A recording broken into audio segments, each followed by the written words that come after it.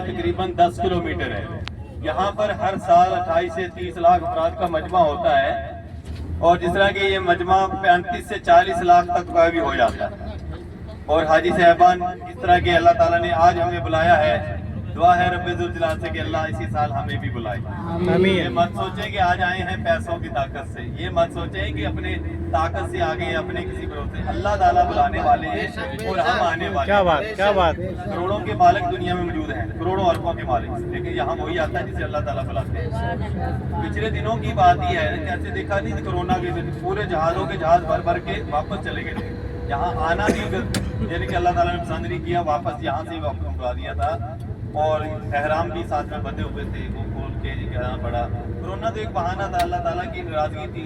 अल्लाह ताला का हम जितना भी शुक्र अदा करें इतना ही कम है। अल्लाह ताला ने हमें अपने घर बुलाया हुआ है, अल्लाह ताला ने हमें अपना करीबी बनाया है। मसाल है छोटी सी तरह सुनिएगा, जैसे कि हमारे दोस्त अहबाब होते हैं, रिश्तेदार और आस पड़ोस वाले होते हैं। हम बाहर निकलते हैं घर से, सलाम दुआ लेते हैं और गुजर जाते हैं। कुछ लोग खास होते हैं, उनको हम चाय पानी का भी पूछ लेते हैं, खाने छाने का भी पूछ लेते हैं। जो ज़्यादा हमारे करीबी होते हैं ना, हम उनको अपने घर बुलाकर लेकर आते हैं। अल्लाह ताला ने हमें अपने घर बुलाया है, अल्लाह ताला ने हमें अपना करीबी बनाया है।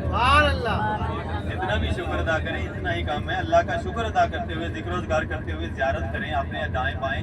ये सारा टोटल मैदान अरफात है। जैसे ही अगली ज़ियारत आती है वो भी बात करते हैं। जैसा कि मक्का शहर की तारीखी हैसियत और मजहबी अजमत का अंदाजा हम इस बात से लगा सकते हैं कि अल्लाह ताला ने यानी कि जहाँ जैसे हर इलाके की कोई ना कोई सुगात होती है, यहाँ की भी कुछ सुगात हैं जिसकी निस्बत रसूल अकरम सल्लल्लाहु अलैहि वसल्लम से है, जिसकी निस्बत मक्का मुकर्रमा से है, जिसकी निस्बत मदीना मुनव्वरा से भी है। वो चंद सुगातें जिनकी मैं बताने लगा हूँ। इसमें सबसे पहली और बड़ी सुगात है आबे ज़मज़म। ज़मज़म को पीना भी सवाब है, ज़मज़म को देखना भी सवाब है। ज़मज़म में हर बीमारी की शिफा है, हर मसला मसाइल का हल है। हमारे प्यारे नबी अकरम सल्लल्लाहु अलैहि वसल्लम की दुआ भी है। इसको जिस भी मसले के लिए पियेंगे, जिस भी मर्ज के लिए पियेंगे, जिस भी परेशानी के लिए पियेंगे, उसी में फायदा होगा। आप ज़मज़म के कुएं के पास तशरीफ लाए और कुएं से एक डोल पानी का लिया। जरा तवज्जो कीजिएगा, सहाबा कराम रज़वानुल्लाह अजमईन भी साथ में मौजूद हैं। आप सल्लल्लाहु अलैहि वसल्लम ने उसमें से एक घूंट पानी पिया। अब बाकी बचा हुआ पानी किसके हिस्से में आएगा, कौन वो खुश नसीब होगा? सभी देख रहे हैं, सभी इश्तियाक वाली निगाहों से देख रहे हैं। और आप सल्लल्लाहु अलैहि वसल्लम ने वो डोल दोबारा कुएं में पलट दिया। सहाबा कराम रज़वानुल्लाह अजमईन तड़प उठे, चीख उठे, या रसूलुल्लाह ये आपने क्या किया? हमने तो सोच रखा था हम में से कौन खुश नसीब होगा जो आपके लबों को छुआ हुआ पानी यानी आपका बचा हुआ पानी पिएगा। तो आप सल्लल्लाहु अलैहि वसल्लम ने इरशाद फरमाया ये मेरी उम्मत के लिए है। क़यामत तक ये सिलसिला जारी रहेगा। ज़मज़म को ज्यादा से ज्यादा पिया करें, होटलों में भर भर के लाया करें, खानों के साथ भी इस्तेमाल किया करें और जाते हुए लेकर जाएंगे अपने प्यारों के लिए, अपने अजीज़ो अकारब के लिए। दुनिया का सबसे बड़ा तोहफा है आबे ज़मज़म। इतना के अजवा मिन जन्नत, अजवा खजूर भी जन्नत का फल है। हज़रत साद बिन अबी वक़ास रज़ियल्लाहु ताला अन्हु अशरा मुबशरा उन सहाबियों में से हैं जिनको जन्नत की बशारत दुनिया में मिल गई थी। हज़रत साद बिन अबी वक़ास रज़ियल्लाहु ताला अन्हु को दुनिया में जब हार्ट अटैक हुआ ना, दिल का मर्ज हुआ, तो आप सल्लल्लाहु अलैहि वसल्लम ने अजवा खजूर तजवीज़ दी थी, इसके साथ आने रोजाना खाने चाहिए, लेकर जाएं तोहफे तोहफ़ देने के लिए अपने प्यारों और अपने अजीज़ो अकारब के लिए। इस तरह के नबी अकरम सल्लल्लाहु अलैहि वसल्लम का फरमान है कि तुम्हारे सारे सुरमों में से मुझे पसंद है असमत सुरमा। असमत पत्थर आप सल्लल्लाहु अलैहि वसल्लम यमन से मंगवाते, उसको आबे ज़मज़म और के गुलाम में भोकर पिसा जाता, इस्तेमाल किया जाता है। इसकी 3 सलाई दाईं आंख में डालकर सोया करें, 3 सलाई बाईं आंख में डालकर सोया करें। हदीस शरीफ का मफ़हूम है ये पलकों के बाल भी उगाता है और बनाई भी तेज करता है। और इस तरह नबी अकरम सल्लल्लाहु अलैहि वसल्लम की सबसे बड़ी सुन्नत मुबारक है खुशबू लगाना। आप सल्लम जब भी घर से तशरीफ लाते हैं खुशबू लगा कर आते, नमाज पढ़ने के लिए, ईद पढ़ने के लिए, जुम्मा की नमाज के लिए आप सल्लम तशरीफ लाते, खुशबू लगा कर आते। और जैसे कि आप सल्लम की जिंदगी भर की जमा पूंजी का 2% हिस्सा खुशबू खरीदने और लगाने में लगा है। और ये खुशबू मैं आपको जैसे बताने जा रहा हूँ, ये खुशबू गुलाफ़े काबा को दिन में रोजाना 5 दफा लगाई जाती है। हर नमाज के वक्त पहले खुशबू लगाई जाती है रोजाना 5 दफा गुलाफ़े काबा को। तो इसका नाम है साफ़े काबा, जिसको मीरे बोलते हैं, मुखल्लत ऊद भी बोलते हैं। ये भी यहाँ मार्केट से मिल जाती है, इसकी यानी कि मशाबत भी मिल जाती है। اور خوشبو لگانا ہر وقت سنت رسول ہے، لیکن ایک وقت میں منع ہے، وہ احرام کی حالت میں، جب عمرہ کی نیت کرنے کے بعد لگانا منع ہے، عمرہ کی نیت کرنے سے پہلے لگانا سنت رسول ہے۔ اور جس طرح کہ میں بتانا جا رہا ہوں نا، یہ خوشبو بھی آپ کو مارکیٹ سے مل جاتی ہے، اور اسی لیے علماء کرام بھی ہمیں بتاتے ہیں نا، جب احرام کی حالت میں ہوتے ہیں، جب عمرہ کر رہے ہوتے ہیں، جب طواف کرتے ہیں تو ذرا دور ہٹ کے طواف کیا کریں، خانہ کعبہ کے قریب مت جایا کریں۔ جب جیسے کہ بغیر طواف یعنی کہ بغیر عمرہ کی نیت سے کیلے طواف کی نیت سے جاتے ہیں تو پکڑ لیا کریں، تو یعنی کہ پکڑ کے دعا کیا کریں، توبہ کیا کریں، جتنا بھی لپٹ کے رویا کریں۔ لیکن یہ احرام کی حالت میں جب ہوتے ہیں نا عمرہ کی نیت میں، اس لیے کہتے ہیں کہ خوشبو لگی ہوتی ہے، اس لیے تھوڑا دور ہٹ کے طواف کیا کریں۔ اور جس طرح کہ دنیا کی نایاب سوغات ہے، دنیا کی نایاب سوغات روغن باللسان، پوری دنیا میں مشہور ہے، بدر کے مقام کی دعا، میدان بدر جہاں پہ غزوہ بدر ہوئی تھی، اس کے 3 قطرے پیے جاتے ہیں، پانی میں، چائے میں، دودھ میں ڈال کر پیے جاتے ہیں۔ یہ فائدہ مند ہے سانس کی بیماری کے لیے، فائدہ مند ہے بے اولاد حضرات کے لیے، روغن باللسان۔ میں بتاتا ہوں، سنیے، یہ 3 قطرے صبح شام پانی میں، چائے میں، دودھ میں ڈال کر پیے جاتے ہیں، سانس کی بیماری کے لیے، بے اولاد حضرات کے لیے اور طاقت کے لیے پیے جاتے ہیں۔ سعودی لوگ دیکھا ہے، بوڑھے سے بوڑھا شخص بھی کوئی ہاتھ میں لاٹھی نہیں لے کے چلتا، چھڑی لے کر نہیں چلتا، طاقت کے لیے بھی استعمال ہوتا ہے، اور دردوں کے لیے اس کی مالش کی جاتی ہے۔ کسی بھی 50 گرام تیل میں 6 بوند اس کی ڈالیں، بہترین مالش ہوگی، جہاں پہ درد ہو وہاں پہ لگائیے گا۔ اس طرح کے یہ چند چیزیں جو میں نے آپ کو بتائی ہیں نا، تحفے طوائف دینے کے لیے یہاں سے نسبت رکھنے والی ہیں۔ جیسے چائنا کا سامان، کاشمیر کا سامان تو ہمیں اپنے علاقوں سے بھی مل جاتا ہے، پاکستان، انڈیا کے بازاروں سے بھی مل جاتا ہے۔ یہاں سے وہ چند اشیاء لے کر جائیں جو یہاں سے نسبت رکھتی ہیں اور یہاں سے تعلق ہے، جن سے سنت رسول ہے۔ نبی اکرم صلی اللہ علیہ وسلم جس بھی علاقے میں جاتے ہیں وہاں کا تحفہ ضرور لے کر آتے ہیں۔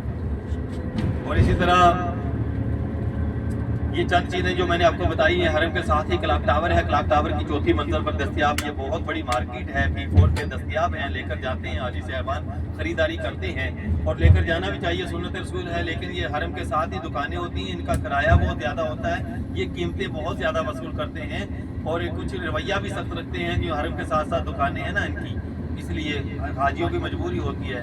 تو حاجی صاحبان آپ کی سہولت کے لیے ہم یہ چند اشیاء ہول سیل ریٹوں سے، ہول سیل مارکیٹ سے خرید کر لاتے ہیں اور گاڑی میں تقسیم کرتے ہیں، جس میں عصمت سرما ہے، روغن باللسان ہے، خوشبو غلاف کعبہ کی مشابت ہے۔ اب جیسے ہی زیارات مکمل ہوتی ہے، تھوڑا سا ٹائم آئے گا، میں آپ کے پاس آؤں گا، تو آپ کو یہ عصمت سرما جس کی قیمت ہے 15 ریال، وہ آپ کو 5 ریال کا درجن کا پورا باکس 50 ریال میں دیا جائے گا، 12 پیس کا، اور ساتھ میں روغن باللسان ہے، خوشبو غلاف کعبہ کی مشابت ہے۔ خوشبو اب سبھی کو چیک کروائی جائے گی، عمرہ کا احرام پہننے سے پہلے لگانا سنت رسول ہے، اور میں آپ کو چیک کرواؤں گا، لگائیں گے انشاءاللہ، اور لے کر جائیں گے تو وہ بھی آپ کو 50 ریال کا پیکٹ 6 پیس کا دیا جائے گا، ہول سیل ریٹوں میں ہوگا، جو ایک شیشی مارکیٹ میں 30-40 ریال کی سیل ہوتی ہے۔ اور اسی طرح روغن باللسان جو 40-50 ریال کی ایک شیشی ہوتی ہے، وہ آپ کو 20 ریال کا ایک، اور 6 شیشی کا یہ مکمل کورس، مکمل پیکٹ آپ کو تحفے میں دیا جائے گا 100 ریال میں۔ جیسے ہی زیارتیں مکمل ہوگی، یہ چند اشیاء جو ہمارے پاس موجود ہیں انشاءاللہ لے کر جائیں گے۔ اس میں آپ کا فائدہ یہ ہے کہ مارکیٹ سے نہایت ہی کم قیمت پہ، اور ہمارا ذریعہ معاش یعنی روزگار بھی ہو جاتا ہے۔ تو ابھی یعنی کہ زیارتیں مکمل کرنے کے بعد جیسے ہی کوئی جگہ آتی ہے، خالی جگہ، 10-15 منٹ کا وقفہ آئے گا، میں آپ کے پاس لے کر آؤں گا یہ چند اشیاء۔ ابھی زیارت کریں گے ہم نہر زبیدہ کی، ذرا توجہ کریں، خاموشی رکھیے۔ زیارت کریں گے نہر زبیدہ کی۔ ملکہ زبیدہ نے وہ نہر تعمیر کروائی تھی آج سے 1200 سال پہلے۔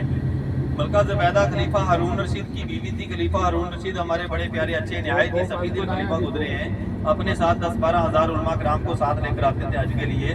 ملکہ زبیدہ جب ساتھ میں آئی، دیکھا یہاں پر پانی دستیاب نہیں ہے، پینے کا پانی میسر نہیں ہے، اور حاجی صاحبان پیاس کی شدت سے تڑپ تڑپ کر شہید ہو رہے ہیں۔ تو ملکہ زبیدہ نے نیت بنائی، میں اپنے ملک سے پانی یہاں پہ پہنچاؤں گی۔ جا کر کاریگر انجینئر حضرات کو اکٹھا کیا اور انہیں حکم دیا، میں نہر تعمیر کرنا چاہتی ہوں، چاہے اس میں جتنا بھی خرچہ آ جائے، جتنا بھی پیسہ لگ جائے۔ میں یعنی کہ اس وقت بیلچوں کدالوں کا دور تھا، مشینری کا دور نہیں تھا، بیلچوں کدالوں سے یہ کام ہوتے تھے۔ ملکہ زبیدہ کا یہ تاریخی جملہ کتابوں میں لکھا گیا ہے، چاہے ایک ایک کدال کی ایک ایک ضرب کے اوپر ایک ایک اشرفی کا خرچہ آ جائے، وہ میں ادا کروں گی، اس نہر کو تعمیر کیا جائے گا۔ وہ ایک اشرفی آج کے 10 گرام سونے کے برابر ہے۔ جب یہ نہر کی تعمیر مکمل ہوئی تو کاریگر انجینئر حضرات اپنے حساب کے بڑے بڑے رجسٹر اٹھائے، ملکہ زبیدہ کے پاس آئے۔ ملکہ زبیدہ کا محل اس وقت دریائے دجلہ کے بالکل پاس ہوا کرتا تھا۔ ملکہ زبیدہ نے وہ رجسٹر بنا دیکھے ہی دریا میں پھینک دیے، اور اپنے خزانے کے منہ کھول دیے کہ جس کو جتنا جی چاہے لے جاؤ. اللہ تعالیٰ سے دعا کو, یا اللہ میں نے تیری رضا کی خاطر یہ کام کیا, تیری قوم سے میں نے کوئی حساب نہیں لیا, تو بھی مجھے بغیر حساب کے بس جنت میں داخل کر. ابھی ذرا توجہ کریں, نہر زبیدہ آنے والی ہے 1-2 منٹ بعد. سامنے پہاڑ ہے دائیں ہاتھ پہ, بالکل اس کے ساتھ ساتھ ایک دیوار نظر آ رہی ہے گزرتی ہوئی, یہ دیکھیں یہ ہمارے سامنے جو پہاڑ ہے, پہاڑ کے ساتھ ساتھ ایک دیوار ہے. دیوار یہ نہر زبیدہ کی ہے جو آج سے 1200 سال پہلے ملکہ زبیدہ نے تعمیر کروائی تھی. ملکہ زبیدہ کا یہ بہت بڑا صدقہ جاریہ, بہت بڑا کارنامہ ہے. تو حافظ قرآن بھی تھی ملکہ, یعنی کہ ملکہ ہونے کے باوجود چھوٹی چھوٹی بچوں کو قرآن پاک کی تعلیم بھی دیتی تھی. اسی طرح ہمیں بھی چاہیے, سبھی مسلمانوں کو چاہیے اپنی طاقت کے مطابق کسی بھی کار خیر میں حصہ لے لیں. کسی غریب کو کپڑا پہنا دیں, کسی بھوکے کو کھانا کھلا دیں, کسی مسجد کی تعمیر میں حصہ لے لیں, کسی مدرسہ کی تعمیر میں حصہ لے لیں. اللہ تعالیٰ تا قیامت تک جس کا ثواب دیتا ہے. تو ارادہ بناتے ہیں نا کہ اپنے گھر کے باہر کوئی ٹوٹی نلکا وغیرہ لگوا دیں جس کا ثواب تا قیامت تک ملتا رہے. تو یہ آپ کے بائیں ہاتھ میں میٹرو ٹرین کی پٹری ہے. میٹرو ٹرین سے بھی حاجی صاحبان حج کرتے ہیں اور بسوں کے ذریعے بھی کرتے ہیں. پیدل چلنے والے راستے وہ الگ ہیں, جو ہم نے راستے میں دیکھے ریڈ کلر کی جو سڑکیں تھی وہ صرف پیدل چلنے والوں کے لیے, وہ آگے بھی آپ کو نظر آئیں گی. جیسا کہ میں نے پہلے بھی بتایا, مسجد نمرہ میں 2 نمازیں پڑھی جاتی ہیں, حج کا خطبہ ہوتا ہے. ذرا توجہ کیجیے ایسا, مسجد نمرہ میں 2 نمازیں ہوتی ہیں, حج کا خطبہ ہوتا ہے. 2 نمازیں ظہر اور عصر کی ایک ہی وقت میں ادا کرتے ہیں اور حاجی صاحبان جمع رہتے ہیں. میدان عرفات میں پورا دن قیام کرتے ہیں. غروب آفتاب تک, غروب آفتاب جب ہوتا ہے یعنی مغرب کا وقت ہوتا ہے, تو ہیلی کاپٹر سے حکومت کی طرف سے بلیک کلر کا جھنڈا لہرا دیا جاتا ہے اور سارے حاجی صاحبان میدان عرفات کو خالی کرتے ہیں. میدان عرفات کو خالی کرتے ہیں اور میدان مزدلفہ پہنچتے ہیں. میدان مزدلفہ میں آنا, ایک رات قیام کرنا حج کا لازمی رکن ہے, کیونکہ ہمارے پیارے آقا سرکار دو عالم صلی اللہ علیہ وسلم نے ایک رات قیام کیا تھا میدان مزدلفہ میں. ابھی ہماری گاڑی میدان مزدلفہ داخل ہو رہی ہے, یہ میدان مزدلفہ کی شروعات ہو رہی ہے. میدان مزدلفہ میں ایک رات قیام کرنا حج کا لازمی رکن ہے.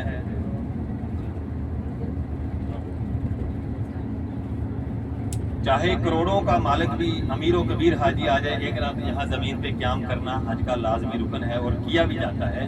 یہاں کوئی بستر پلنگ وغیرہ نہیں دیا جاتا, اور نہ ہی ہوتا ہے. ایک رات خالی زمین پہ کھلے آسمان کے نیچے قیام کرنا حج کا لازمی رکن ہے. اور اسی میدان مزدلفہ میں ہمارے پیارے نبی اکرم صلی اللہ علیہ وسلم نے بھی ایک رات قیام کیا تھا. 2 نمازیں ایک ہی وقت میں ادا کی تھی. جس جگہ پہ آپ صلی اللہ علیہ وسلم نے قیام کیا تھا, ذرا دائیں ہاتھ پہ سامنے آنے والی مسجد ہے. مسجد کا نام ہے مسجد مشعل الحرام, جس کا ذکر قرآن پاک میں بھی آیا ہے.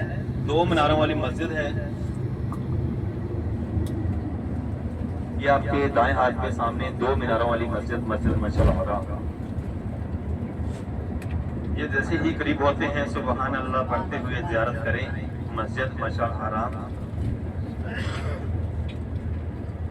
یہ مسجد بھی پورا سال بند رہتی ہے, ایک دن کے لیے کھولی جاتی ہے 9 ذوالحج کو, یوم عرفہ والے دن. یہاں صرف 2 نمازیں ایک ہی وقت میں پڑھی جاتی ہیں, مغرب اور عشاء, اور صبح فجر کی نماز کے بعد اشراق کے نوافل پڑھے. اور یہاں سے حاجی صاحبان روانہ ہوتے ہیں رمی کرنے کے لیے, یعنی کنکریاں مارنے کے لیے یہاں سے روانہ ہوتے ہیں. یہاں سے کنکریاں اٹھانا بھی سنت رسول ہے. 3 دن کے لیے اٹھائی جاتی ہیں 49 کنکری, 4 دن کے لیے اٹھائی جاتی ہیں 70 کنکریاں. 3 دن کے لیے اٹھانا بھی حج کا لازمی رکن ہے, اور 4 دن کے لیے اٹھاتے ہیں وہ سنت رسول ہے.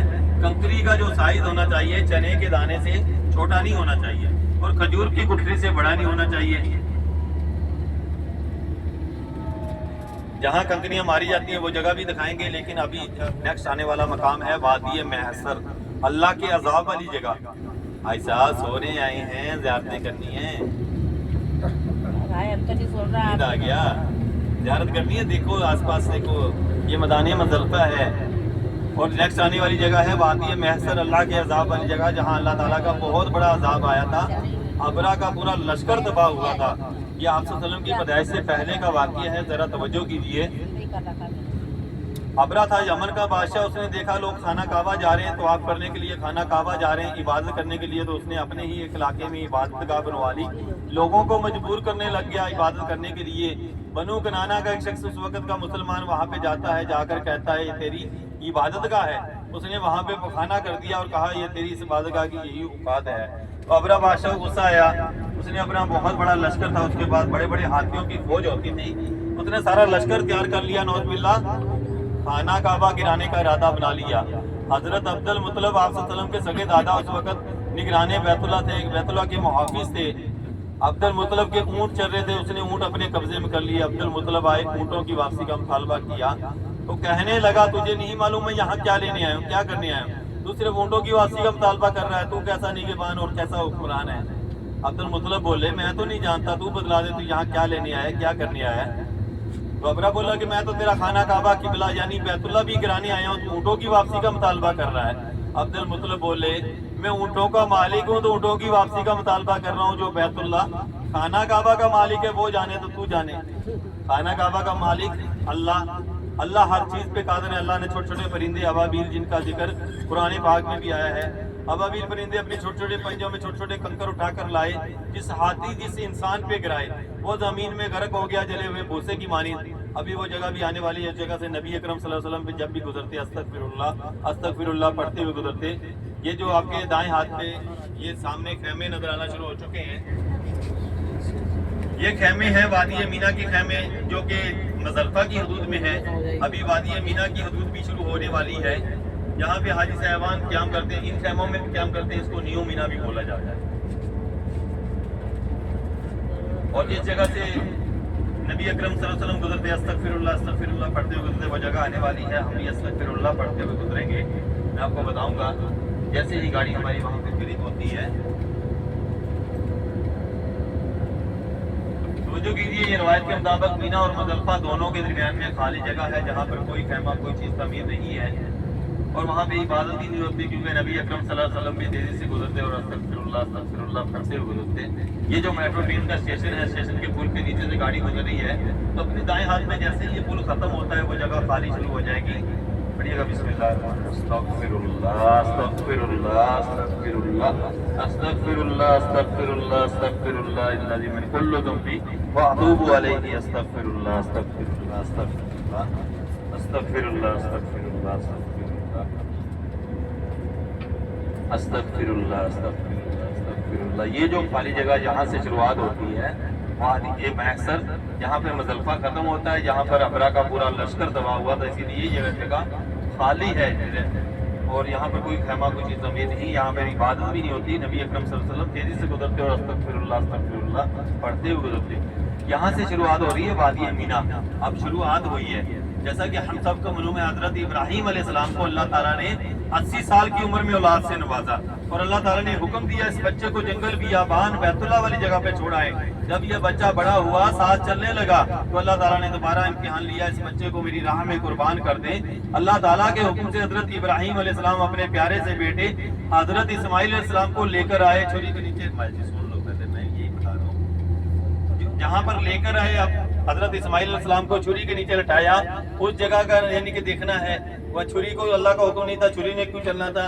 ذرا توجہ کریں، اپنے بائیں ہاتھ پہ سامنے کی طرف ایک 5-6 فٹ کا وہ مینار بنا ہوا ایک گنبد نظر آئے گا جو کہ مقام اسماعیل ہے، جہاں حضرت اسماعیل علیہ السلام کو لایا گیا، چھری کے نیچے لٹایا گیا۔ اس طرف ایسے سامنے دیکھیں، وہ دیکھ رہے ہیں سامنے 5-6 فٹ کا ایک بنا ہوا مینار نظر آ رہا ہے، یہ مقام اسماعیل ہے۔ وہ اوپر چھوٹا سا بنا ہوا نا مینار، وہ بنا ہوا وہ بنا ہوا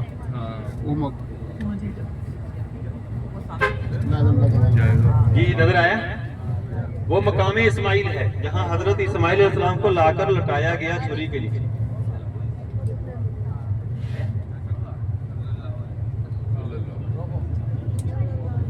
وہ چھوٹا سا گنبد جو 5-6 فٹ کا بنا ہوا ہے، ادھر سامنے اوپر کی طرف دیکھ رہے ہیں، چھوٹا سا مینار ہے، اس میں بلیک کلر کا سوراخ بھی ہے، یہ مقام اسماعیل ہے۔ ذرا تصور کریں اس وقت کے عالم کا، حضرت ابراہیم علیہ السلام اپنے بیٹے کو لے کر آئے تھے چھری چلانے کے لیے، چھری کو اللہ کا حکم نہیں ملا، اللہ تعالیٰ نے امتحان لیا تھا، امتحان میں کامیاب ہوئے حضرت ابراہیم علیہ السلام اور حضرت اسماعیل علیہ السلام۔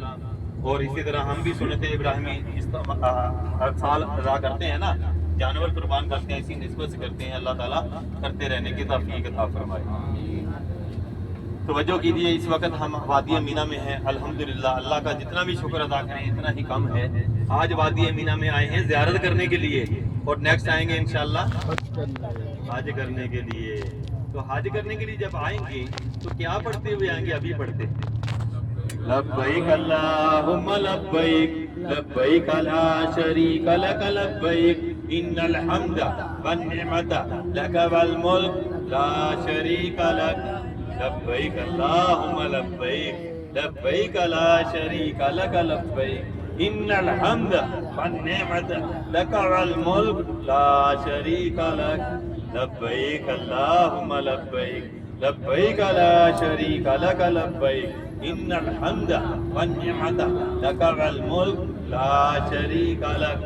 یہ حج ہم نے پڑھا ہے تشبیہ کے طور پہ پڑھا ہے، مشابہت اختیار کی ہے۔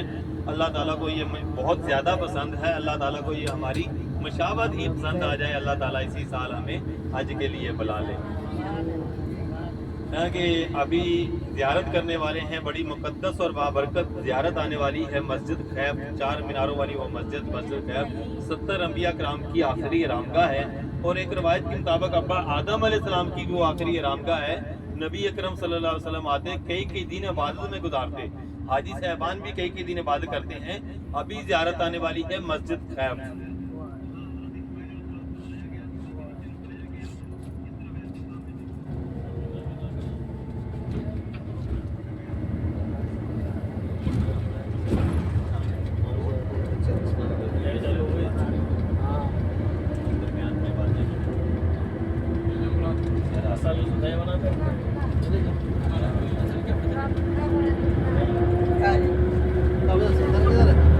ذرا توجہ کریں اپنے بائیں ہاتھ پہ، سامنے جو سبز رنگ کے شیشوں والی آپ کو بلڈنگ نظر آ رہی ہے، وادی مینا کا ہاسپٹل ہے، اور ہاسپٹل کی یہ عمارت کے پیچھے ہی آپ کو مسجد کے مینار نظر آنا بھی شروع ہو چکے ہیں۔ یہ مسجد ہے مسجد خیف، بڑی مقدس اور بابرکت زیارت آ رہی ہے یہ مسجد خیف، جو 70 انبیاء کرام کی یہ آخری رامگاہ ہے، اور ابا آدم علیہ السلام کی بھی یہ آخری رامگاہ ہے۔ اور سامنے دیکھیں گے آپ کو یہ 4 پل بھی نظر آ رہے ہیں، پلوں کے درمیان جو بڑا سارا تمبو ہے نا، سفید رنگ کی چھتری ہے، یہ شیطان جمرات کنکریاں مارنے والی یہ جگہ ہے جہاں پر کنکریاں ماری جاتی ہیں۔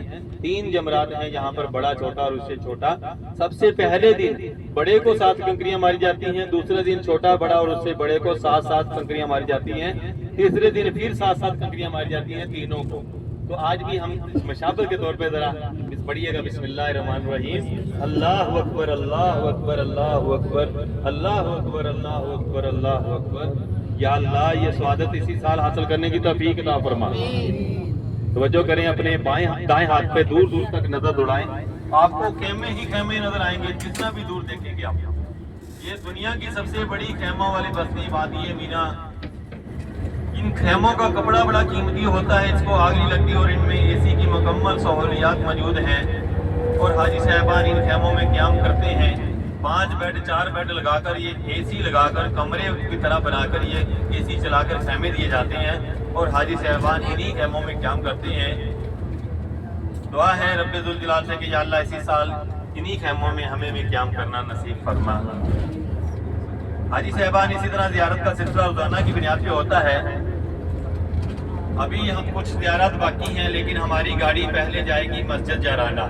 ذرا توجہ کیجیے، مسجد جرانہ جہاں سے احرام باندھا جائے گا، وہاں سے احرام باندھنا سنت رسول ہے، کیونکہ نبی اکرم صلی اللہ علیہ وسلم نے احرام باندھا تھا غزوہ حنین پہ۔ غزوہ حنین جب آپ نے فتح کی تو 10,000 صحابہ کرام کے لشکر کے ساتھ آپ نے شکرانے کے طور پہ احرام باندھا اور عمرہ ادا کیا۔ وہاں سے احرام باندھنا سنت رسول ہے۔ ابھی ہماری گاڑی پہنچ رہی ہے مسجد جرانہ 15 سے 20 منٹ تک، اور وہاں جا کر ابھی تو آپ کو ٹائم دیا جائے گا 15-20 منٹ کا، آپ احرام باندھیں گے، عمرہ کی نیت کریں گے، پھر ہم واپس چلتے ہوئے حرم کی طرف جائیں گے اور ساری زیارتیں کرتے ہوئے آپ کو ہوٹل پہ اتار دیا جائے گا انشاءاللہ۔ یہ 15 سے 20 منٹ جو ٹائم باقی ہے، میں آپ کے پاس آ رہا ہوں، یہ چند تحفے طوائف جو ہمارے پاس موجود ہیں لے کر جائیں گے انشاءاللہ۔ آپ کا بھی فائدہ ہے، خوشبو غلاف کعبہ کی مشابہت ہے، عصمت سرما ہے، تحفے طوائف دینے کے لیے اپنے پیاروں کے لیے، اپنے عزیزوں کارب کے لیے، اور ساتھ میں یہ روغن باللسان اور ساتھ میں خوشبو غلاف کعبہ کی مشابہت، وہ ابھی آپ کو بس